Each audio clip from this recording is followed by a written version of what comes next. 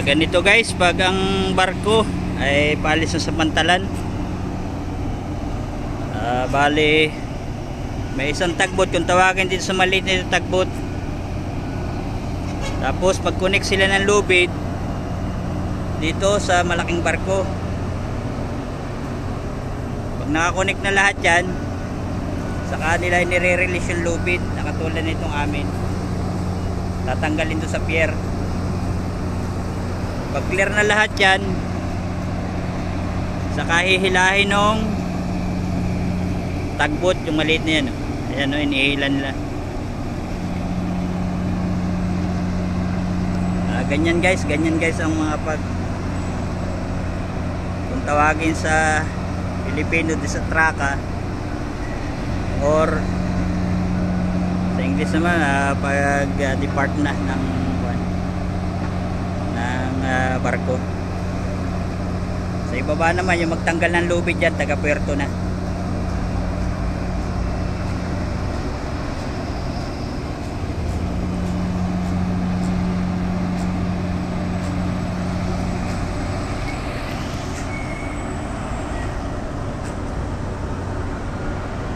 Yan o, dahan-dahan nilang hinihila ng tagbot.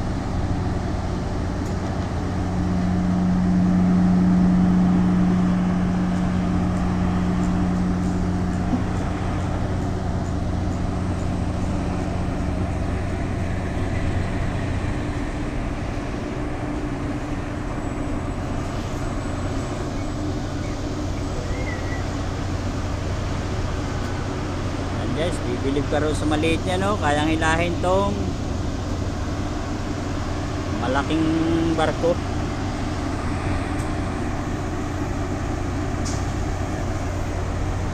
Bali may nakakonekta pa doon, dalawang lubid, kaya hindi pa sila katin.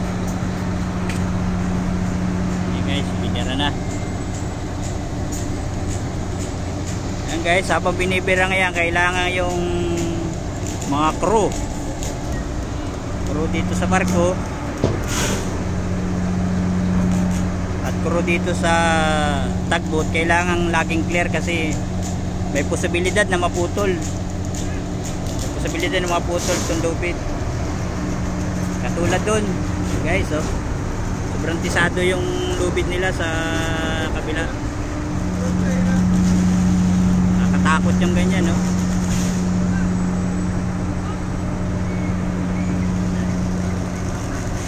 Careful. Yan.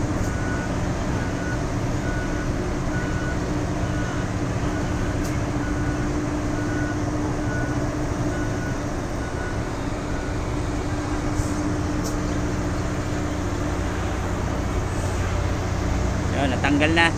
Bali bibirahin nila yan at pagka clear na, i-report sa bridge para kung sakaling paandar ng propeller o makina ng barko, hindi kainin ng propeller.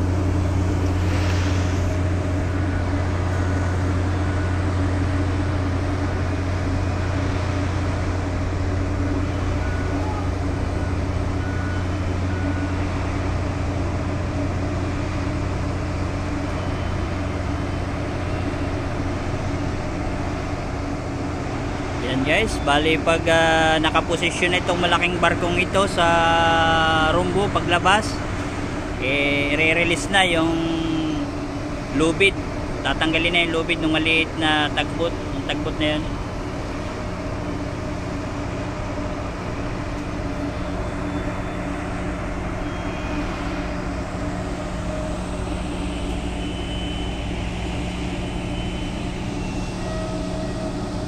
Yan guys, hanggang dito na lang itong ang video kong ito. At kung nagustuhan ninyo yung mga ganitong video, paki-like naman, share. At sa mga baguhan dyan na hindi pa nakasubscribe sa aking YouTube channel, pwede na kayong mag-subscribe. Pindutin na din ang notification bell upang na-update kayo sa aking mga video. Okay, maraming salamat. Pagpalain tayo.